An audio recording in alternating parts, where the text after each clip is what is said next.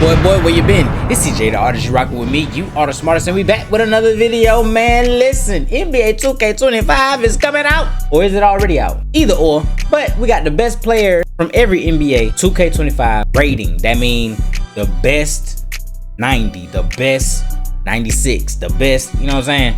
And that's what we're gonna do today. I do remember back in some 2Ks, even though that some of the players didn't have a high overall, they used to just be good players. I remember one year Jamal Crawford was very good for some reason. J.R. Smith was very good for some reason, but they didn't have high overalls. They just was good from the game mechanics itself. So we're gonna see what they gonna say. It says the best, like I said, best rating, best player in the best rating. They probably gonna play different. Like right here, you see they got Jason Tatum, but Jason Tatum's shot is slow on NBA 2K25. So when you play with him, he probably ain't gonna feel like, you know what I'm saying? But a lot of people don't play now, but we should. We should. Anyway, let's get into the video. Could you turn me up in the headphones a little bit? The NBA 2K25 ratings have just dropped, so now it's time to rate the best active NBA player from every 2K rating, all the way from 66 to 97. 66 to 97. I'm only using the 2K rating for organizational purposes. How 2K I think Shaq had 100 overall in a few of them games. Rates a player on specific abilities or badges they give them is irrelevant to my choice on who I think is the best player for each rating. Also, this is an active list, not an all-time list. So I will be rating how I think their current talent is, and I will heavily take into consideration how they will perform into the next season and their overall potential, not their previous accolades. Without further ado, let's rebound onto Start from list. 66. You gotta start at the bottom at 66, and here we have Braxton Key. Why he put Skip Bayless? Who you got? Braxton is the only active player with a 66 rating. Aside for he's the only one, so I don't got nobody to go up against or compare to. Experience, his rating is so low because his offensive game is pretty much non-existent for the NBA level, but he's still a versatile forward who brings energy and defensive tenacity on the court. At 67, I'm going with Jamaree Bouyea. Jamaree Bouyea is a quick and crafty guard known for his ability to penetrate defenses and create scoring opportunities. His ball handling skills and vision allow him to make plays for both himself and his teammates when he gets the opportunity, to which the NBA so far has not given so much so. For example, he's only played just 14 NBA games so far. Obviously, that's why his rating is so low, due to inexperience. We ain't seen him enough. 68, Bronny James. What? I'm kidding. I know what you're thinking. It would be pretty fun to put Bronny here and talk about why this is his 2K rating, whether it's too Bronny's a 68. high or too low, but let's be honest here. A video like this just isn't built for rookies.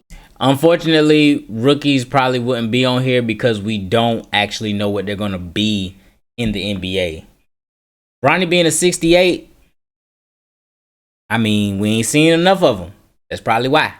I can't really rate a guy with 0 official NBA game time. It's just kind of not fair. So with that out of the way, let's talk about Malik Williams, who is my choice for 68. Malik, if you glance over his stat sheet, you might not see anything glamorous, but if you watch his tape, you can see he's a floor spacing center with a shooting upside and is an underrated rebounder. For 68, it's good bang for your buck. At 69, nice, we got Matthew Dellavedova. Matthew Dellavedova's still in the league. And yeah, he's technically not in the NBA, but he is an NBA 2K25 listed as a free agent, so he counts. Oh, he's in the free agency pool. That's why he's okay. And let's be honest here, while the rating is nice at 69, in my opinion, it's too low even for Delly. I know. Yeah, Dellavedova should be at least like a 72. No, he's older, he's 33, but also let's not pretend 2K has always been underrating this man. Delly deserves better. At 70 overall, I'm going with Johnny Juzang. Johnny only completed 2 seasons. I don't know Johnny Juzang. Upcoming one will be his 3rd, so I understand this pick okay, is a bit of a gamble, 70 is respectable. If I was in the game and I didn't have no previous play games, I would want to be in the 70 range. Jump from 23% to 41%, making him a constant if I played and I got a 60 something, I deserve that 60 something. That means I'm ass. Makes him a valuable asset off the bench. Sure, either he's hot or he's Johnny not. Juzang. He's hot. I like that name. At 71, I got JT Thor. We all know how good Thor is as the god of. At 71, I asset off the bench. Sure, either he's hot or he's not, but when he's hot, he's hot. No Diddy. At 71, I got JT Thor. We all know how good Thor is as the god of thunder, but did you know he's also a really underrated NBA player? And yeah, okay, so JT Thor I remember one year his jump shot was the best jump shot in the game. You glance over his stat sheet, you'll brush him off, but if you actually watch him play, you'll see the potential if given the opportunity. He has a 7'3" wingspan and a 9'2" standing reach. His ability to protect the rim and guard multiple positions makes him a defensive threat. While he's still developing his offensive game, particularly his pull-up jump shot that could use some work, the potential is there. At 72 is Patty Mills. A close second here is Isaiah Thomas, but it's hard to tell how well IT can play at this point. Not a knock against him, but to be critically honest, at this point in his career. So it's basically Isaiah Thomas or Patty Mills. Who y'all taking? Patty Mills or Isaiah Thomas? We don't know what Isaiah Thomas is anymore, so I'm taking Patty. Patty Mills is the more consistent option going forward. His experience and leadership on the court make him a reliable option, but Prime?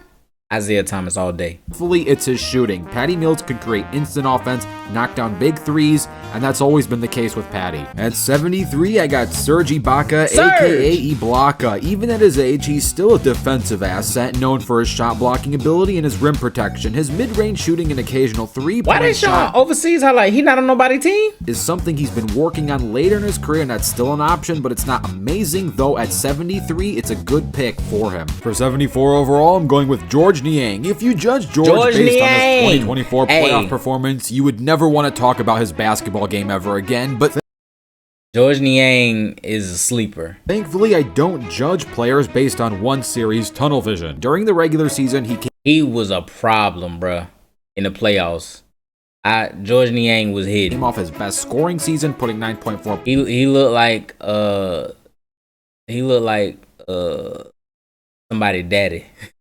Points per game, and that was just on 22.3 minutes per game. That's a lot of production for so little time. Yes, he had a rough series against the Celtics, but that shouldn't define his career. And but he had good, I think he's good series versus everybody else. For 75 overall, I'm going with Spencer Dinwiddie. I know Spencer had a rough past 2 seasons on the Nets and Lakers, but this man is back on the Mavs. And last I checked, Maverick Spencer Dinwiddie is the best Spencer Dinwiddie. He's back on the Mavericks? He signed with the Mavericks? He left the Lakers already? 17 points per game just 2 seasons ago. Found that out. I think he will most certainly rebound to playing at that high level again. And at a 75 2K rating, he's underrated overall. He fits well alongside Luka. This man should definitely be on the bounce. For 76 overall, I'm going with Kevin Huerter. I know statistically Kevin was on a bit of a decline last season, and with the addition of DeMar DeRozan, we can only imagine that on paper his offense will continue to show lower numbers, but I don't think that stat drop is an indication to a skill drop, but more so constantly updating the Kings roster will include less scoring opportunities. Kevin is still a 3-point sharpshooter who can space the floor, and he still has all of his offensive powers. For 77 overall, I'm going with Grant Williams. Grant just came off his best season despite playing for 2 different teams last. Unfortunately, Grant is now on the goddamn Hornets. He ain't gonna do nothing there. Season, especially Charlotte. He get him off of Charlotte. Put up nearly 14 points per game, and I know when you play on a bad team, that stat can be inflated, but even while on Boston and Dallas, he was giving them a much-needed offensive punch. While he's a bit undersized for the power forward position, his athleticism more than get him out the Hornets makes up for it. The best 2K player rated 78 overall is Russell Westbrook. Oh, they hold Russ. 78 is crazy. Don't do Russ like that. At least 83. Don't do Russ like that. I understand Westbrook is 35 years old. I also understand the days of MVP Russ are behind us, but he's still a very active player, and even on limited minutes off the bench for the Clippers, he's still giving them 11 points, 5 rebounds, and nearly 5 assists. For a bench player, that type of production at least 83. Don't do Russ like that. Especially on those limited minutes. With the Nuggets, like Hall of Famers should not go under 82. I don't care what year they in. Don't do him like that. I should never see Russ 78 overall ever again. Alongside Nikola, he will not only have a strong opportunity to win a ring, he will also have a strong opportunity to be actually a part of the offense and not just ring chasing for the ride. At 79 overall, it's a really close call between Gary Trent Jr. and Aaron Nesmith. Okay, Aaron Nesmith or Gary Trent, I'm taking Nesmith. Neesmith. Offensively, they are very similar players. They are both wing players with a knack for hitting tough shots, and they both have the ability to score from all three levels, that being the paint, the mid-range, and the arc. The biggest difference, though, in my opinion, is perimeter defense. I don't think Aaron is a bad perimeter defender, but I think Gary is a considerably better one. You went the other way. I will give him the edge here. At 80 overall, I'm going with Marcus Smart. Marcus only played 20 games last season, so I can guess that is why 2K may have ranked him so low. They probably don't have a lot of stock in how good he'll rebound. They don't know what he is. Those were some of the best 20 games he played. He fit really well with the Grizzlies. I know the absence of Ja Morant probably played into that, but hey, he's still an excellent defender. He's also a solid scorer. Maybe not the best shooter per se, but he can slash. He's athletic. He's a good defender. He will do great things this season if he stays healthy. For 81, Klay Thompson is a close second, but I'm going with Naz Reid. He took Naz Reid over Klay. First of all, I think Klay got an 81 because he did not have a good season last year. I do think Klay should at least been an 84. 81 is crazy. Naz Reid over Klay makes sense. He played great. Naz Reid is the GOAT. The only reason why the Timberwolves lost to the Mavericks is because Naz Reid felt sorry for Luka Doncic. He's such a nice guy. Naz Reid should be rated 99 overall, but he's the best 81 overall. At 82, I'm going with Jalen Suggs. Jeremy Grant is a really close second here and probably the safer pick, but I really do think this upcoming season and going forward, Jalen is going to take the next step in his career. His ceiling is definitely higher than Grant's in my opinion. Jalen Suggs not only has his defensive tenacity and playmaking ability, he also has the ability to read Jalen Suggs and KCP finna be locking up. Excel in both transition and in half-court settings, which fits really well with Paolo Banchero. For 83 overall, I'm going with Desmond Bane. I think the Grizzlies just had a really unlucky season last season. I don't think they suck or lack talent, just a lot of bad events going. This is the only person that I realized, like, you know how 2K be like, if you shorten your arms, your 3-point rating go up. He is the prototype for that because his arms are so short. Going on at one time. Desmond Bane is still a powerful guard known for his sharpshooting and running back Baines, man. His ability to knock down threes at a high clip running while back also Baines. guarding the opponent's Desmond Bane gonna play running back. Makes him a critical piece on both ends of the court. For 84 overall, I'm going with James Harden. Yes, Harden is 35, and yes, on paper, he had his lowest scoring. I ain't gonna lie. James Harden should be at 84. I haven't seen a good James Harden in a while, bro. I'm sorry. You know what?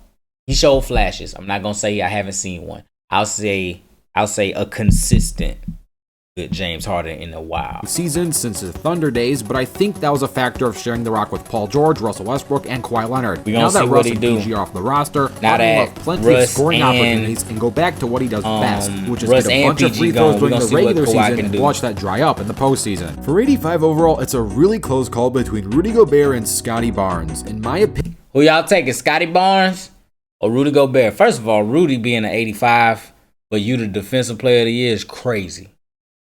Should at least be an 87. But I think they realize that you winning this, but you ain't really like that. Take a Scotty Barnes. Scotty Barnes better than Rudy Gobert. If you choose Rudy here, I would totally understand it. He's overall had the better career so far. He just won his career, yeah, but you talk about last year. It's a really good pick. But if we're thinking of the future, thinking of potential, doing that right there, give it to Scotty Barnes. Scotty Barnes made his first All-Star season last season. These players in general are hard to compare, if not impossible, considering their positions. It is apples to oranges. I won't specifically say that Scotty, as of today, is the better overall player. There are things he certainly does better than Rudy for sure, but I don't know if Rudy is the more special player. Scotty is a more special player, no pun intended, and has an opportunity to be a franchise player, whereas Rudy is more of a second or third piece to the Timberwolves puzzle. If I had to draft one and build a franchise around him going forward, I would choose Scotty Barnes. Thus, he will get my pick for 85 overall. The 86 overall spot has a number of good picks from Evan Mobley to Cade Cunningham, but my pick here is Lauri Markkanen. Lauri certainly redefined himself as an NBA player, winning Most Improved Player back in 2023. I can give Lauri Markkanen over those guys. Caliber player who can put over 23 points per game, I can give him that, and hit threes at a nearly 40% rate. 87 overall, no question, Jamal Murray. Jamal has never made an All-NBA team or an All-Star team so far in his career. That's insane to think about. So not it's insane to think about, but then again, it's not, because he will have to make it over Steph, and that ain't happening. Like, really look at it. He would have to make it over Steph and Luka. You choosing him or Steph and Luka?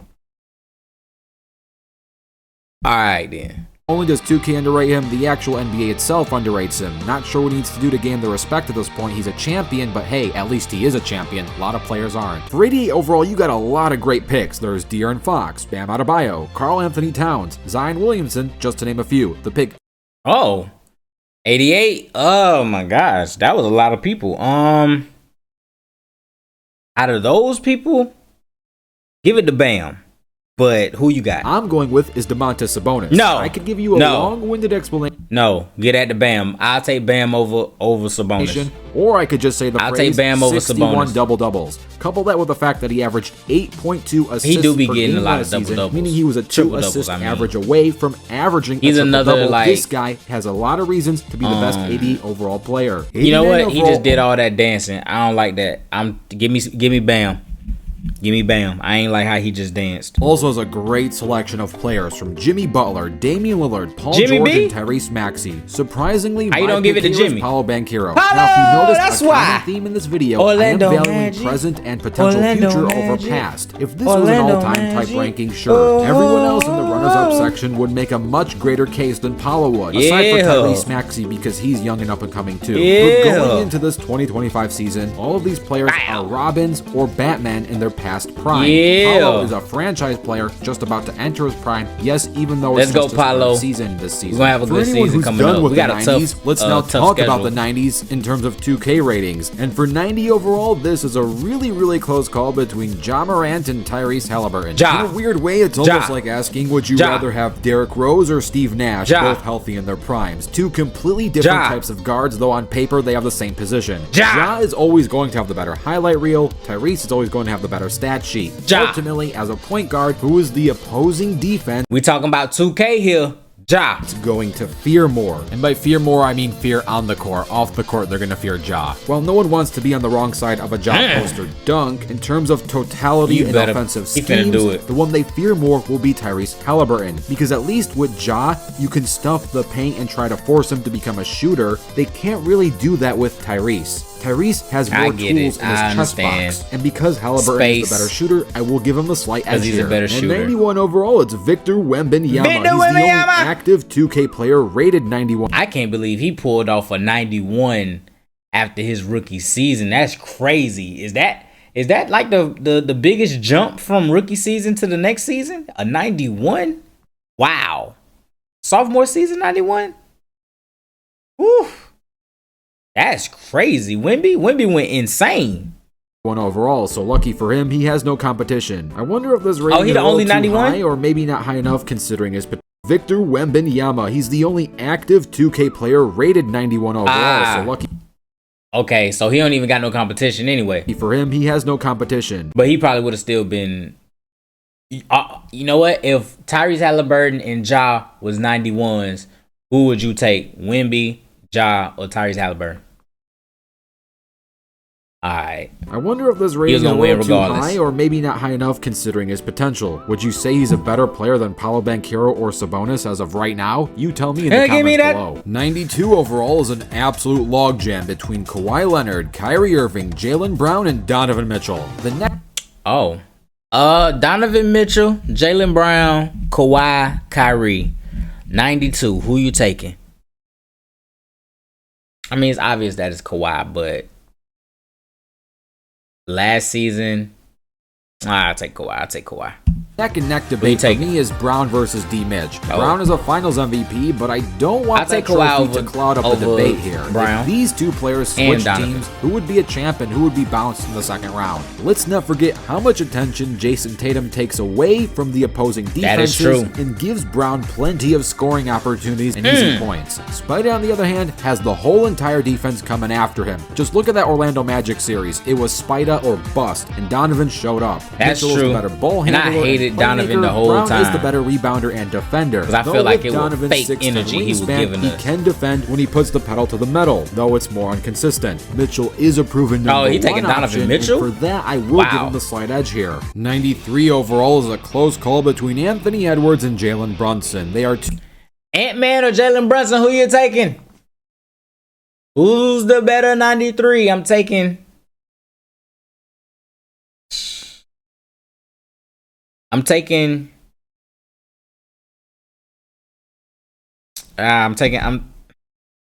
Jalen Brunson. I'm gonna take Jalen Brunson.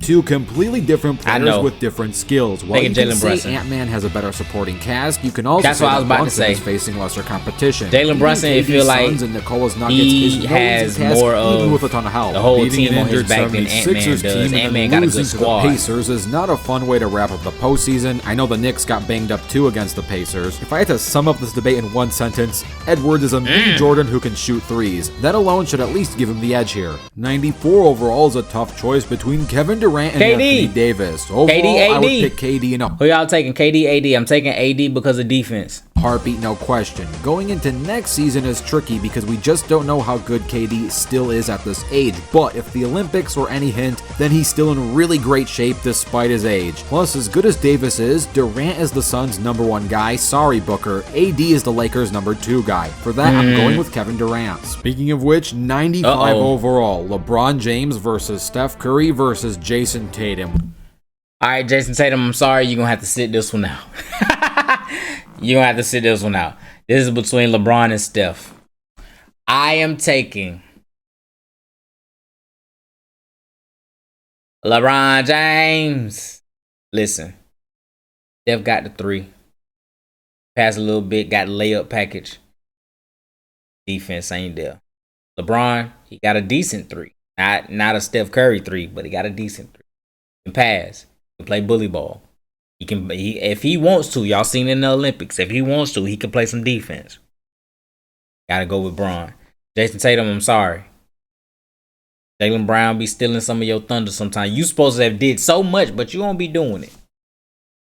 LeBron James is the best 95. I feel like he should be higher. If this was an all-time debate, I would, in the blink of an eye, go LeBron James. And of course, you can't discredit Steph Curry. In fact, let's credit him. However, heading into next season, that is a much different discussion. Would I want an aging LeBron or Steph Curry who may not even make the postseason? Heck, that's not a guarantee. I know nothing's a guarantee, but really, that is a risk. Or would I want a two-way 2024 NBA champ in his prime, Jason Tatum? As far as going into next season is concerned, the pick here has to be Jason Tatum at 95 overall. The 96 overall debate is between Joel Embiid and Shai Gilgeous-Alexander. Both are great players. Shai has a really good shot. Wait, that's the 96s? Then who the hell is 97? At being the 2025 NBA MVP, so I don't want to use Joel's past MVP trophy as some sort of reason for giving him the spot. And yes, this is apples and oranges. How the heck do you compare a guard to a center? And I know Joel Embiid is sort of injury prone, but assuming he has a full healthy season, with that in mind, Joel, before he got injured last season, was about to have a historic season and could have been a back-to-back MVP, but I'm not going to use that as the reason why I'm picking him. Joel heading into next season, assuming he's healthy, knock on wood, is the more complete player. So you're taking Embiid over Shai. SGA is a bad player. He's great. Hey, shout out to NBA 2K for giving Shai Gilly a 96. Offensively, Joel is a great two-way player. Besides, comparing a guard to a center is nearly impossible anyway. And finally, Luka, Giannis, the Joker.